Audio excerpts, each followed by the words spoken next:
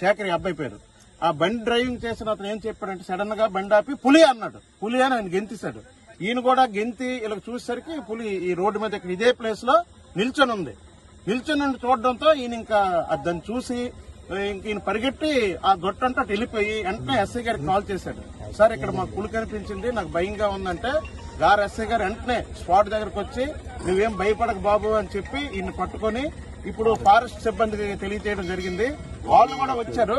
అయితే మనకి ఏంటంటే ఆ పులి ఇక్కడ మనకు కనిపించినట్టు కనిపించి ఆ జొన్న తోటలోకి వెళ్ళిపోయింది. జొన్న, మిరప అన్ని ఇక్కడ ఉన్నాయి. ఆ తోటలోకి వెళ్ళిపోయింది. దయచేసి ఎవరు కూడా ఈ గారి నుంచి కొన్ని వచ్చే వాళ్ళు, వాహనదారులు గాని, నడిసి వచ్చే వాళ్ళు గాని, పొలం పనికి వచ్చే రైతులు గాని కరెక్ట్ గా చూసుకుని చేతిలో కర్ర ఏదో పట్టుకొని ఒక్కరు రాకుండా ఒక ఇద్దరు ముగ్గురు ఇక్కడ, ఎందుకంటే అంతా రైతు కూలీలు తిరుగుతున్నారు కాబట్టి అందరు కూడా ఇద్దరు మనిషి కర్ర పట్టుకొని పొలానికి రావాల్సిందిగా కోరుచున్నాం.